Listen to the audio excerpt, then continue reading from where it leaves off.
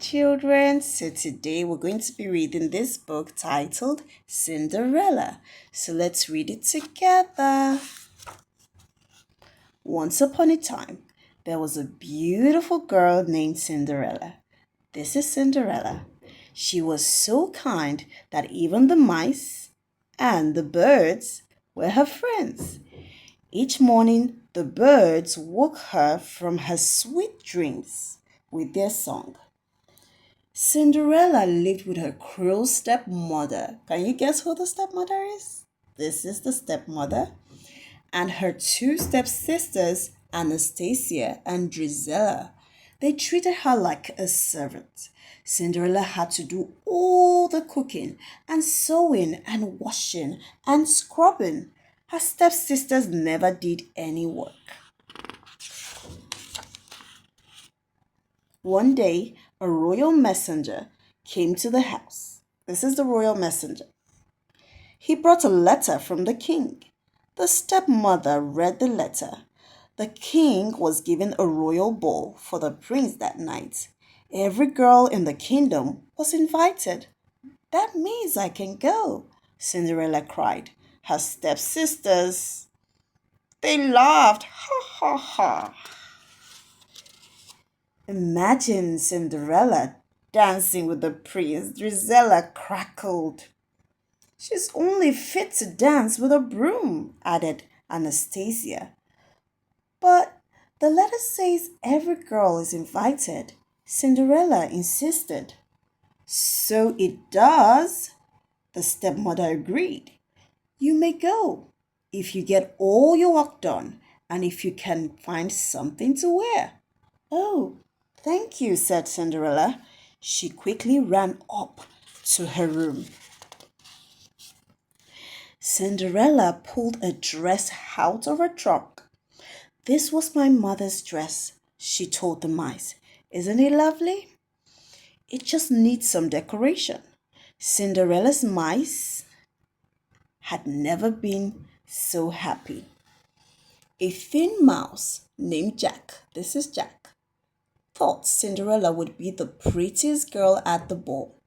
A fat mouse named Gus, this is Gus, agreed. Cinderella took out her sewing basket.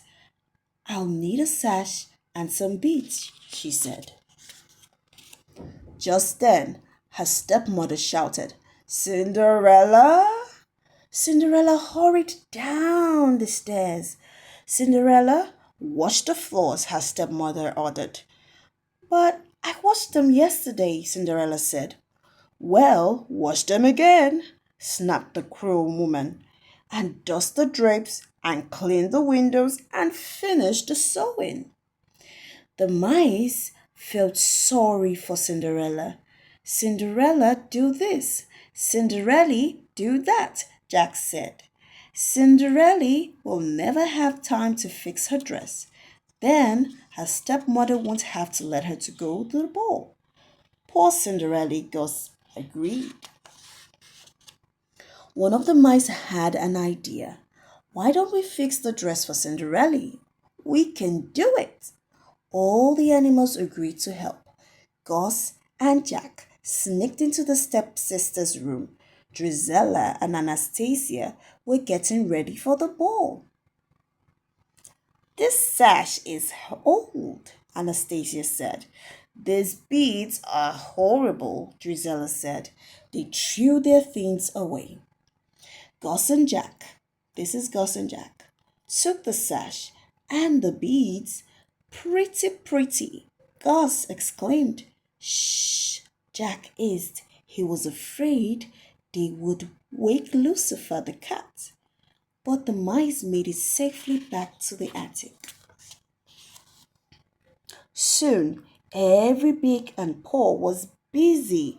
The animals measured and cut and sewed while they walked. Wow, this dress looks so beautiful. Cinderella helped her stepsisters with their gowns. Soon, it was time to leave for the ball. Why, Cinderella? Her stepmother sneered. You're not ready. What a shame. Cinderella slowly climbed the stairs to her room. Oh well, what's a royal ball? She said. It will probably be dull and boring, and Cinderella sighed. Completely wonderful. But her dress wasn't finished. She couldn't go.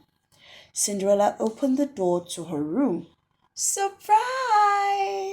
Shouted the mice and birds. Cinderella thought she was dreaming. Her dress was beautiful. Oh, thank you, Cinderella told her little friends. She put on the gown and hurriedly ran downstairs. Isn't my dress lovely? May I go to the ball? Cinderella asked. Anastasia and Drizella gasped. Mother, she can't. Well, we did have a bargain, began the stepmother. At the moment, the sisters recognized the things they'd thrown away. My sash, Anastasia wailed, and she removed it. My beads, Drizella shrieked, and she took it off. The sisters tore at Cinderella's gown. They took back the sash and the beads. Cinderella was left in rags. Then Drizella and Anastasia went to the ball with their mother. Cinderella ran into the garden. She tried to remember her sweet dreams, but she didn't think they would never come true, ever come true. Her animal friends had never been or never seen her so sad. There is nothing left to believe in, nothing, Cinderella sobbed. She did notice the lights that twinkled and danced all around her. But Jack and Gus did. They could hardly believe their eyes. The lights turned into a kind-looking woman. The woman patted Cinderella's head. She said, You must believe in something, or I couldn't be here. And here I am. So dry your tears. Now where did I put my wand? The woman was Cinderella's fairy godmother. Everything she needed to help Cinderella was right in the garden. The fairy godmother waved her wand. Bibbidi, boppidi, boo! 4 mice became 4 horses. Bibbidi, boppidi, boo! A pumpkin turned into a beautiful coach. A horse became the coachman, and a dog became the footman. The fairy godmother was very pleased. Up in, my dear. We can't waste time, she urged. Don't you think my dress? Cinderella began. Good heavens, child, you can't go like that, said the fairy godmother. So let's say it together. Bibbidi, boppidi, boo! Suddenly, Cinderella was wearing the gown of her dreams, and on her feet she wore glass slippers.